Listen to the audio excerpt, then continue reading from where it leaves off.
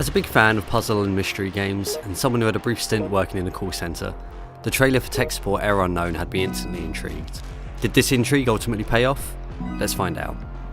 I'm CJ, and this is my review of tech support Error Unknown on PC for midlifegamer.net.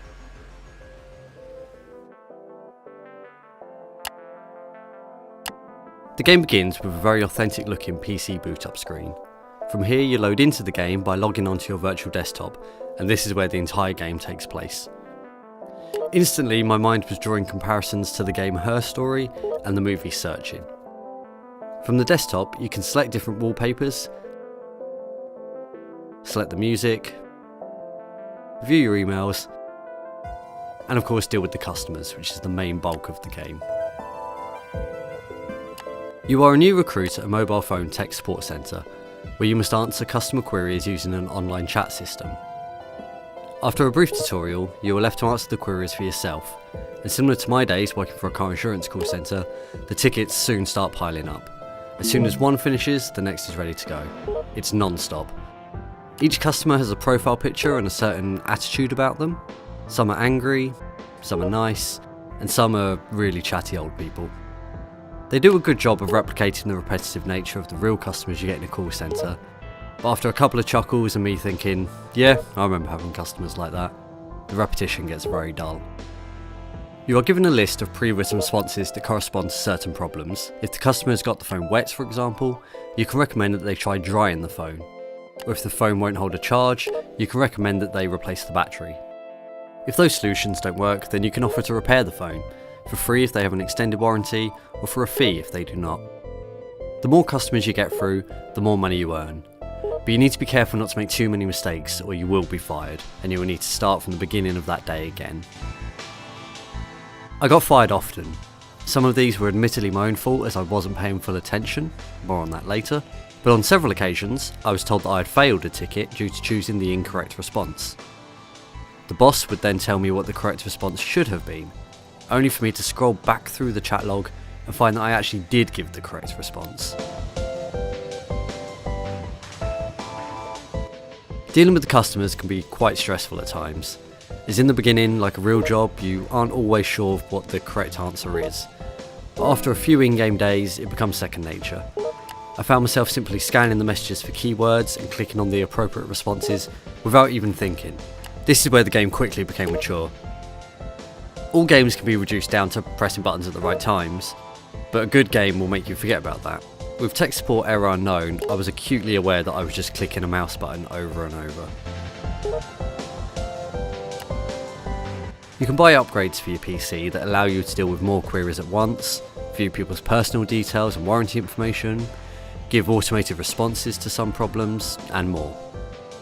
They may make the customers easier to deal with, but none of these really feel like upgrades.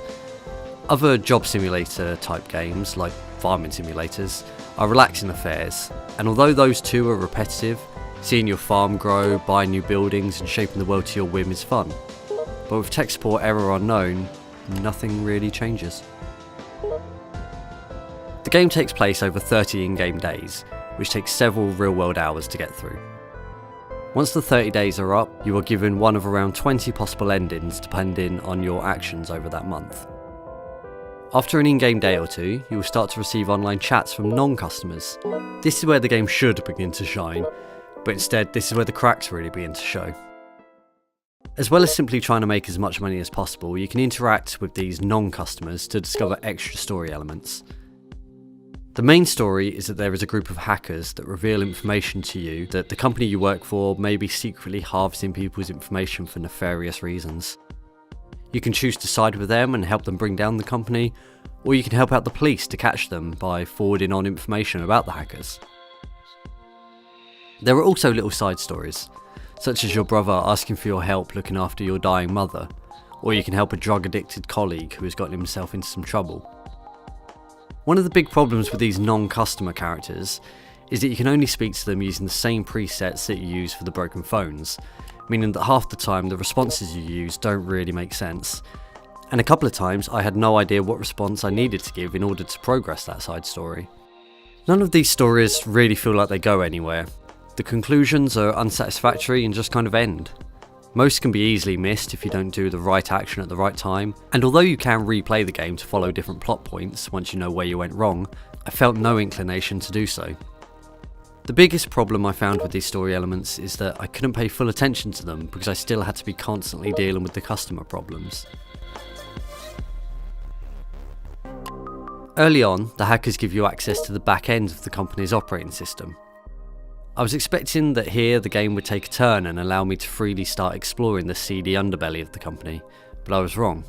It allowed for some new features to be installed on my desktop, such as more detailed customer information that I could use to blackmail people for more money, but nothing too exciting. This back-end UI also has some glitches that meant occasionally I would click an option, but it would actually select the option next to it, or above or below it, forcing me to quit out the UI and go back into it again to reset it.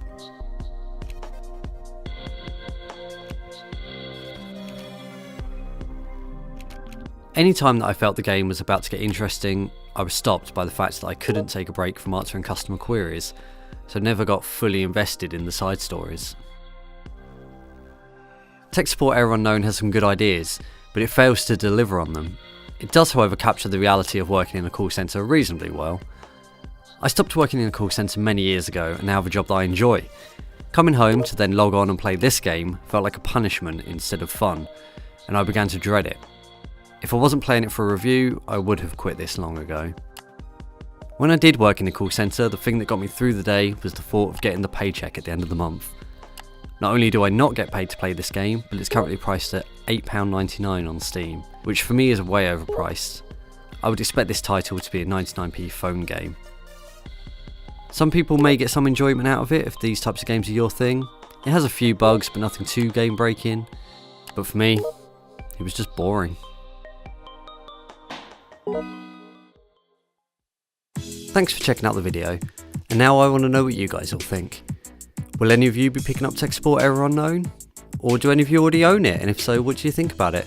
And what do you think about these types of job simulator games in general? Let us know in the comments below, and visit midlifegamer.net for more reviews and articles.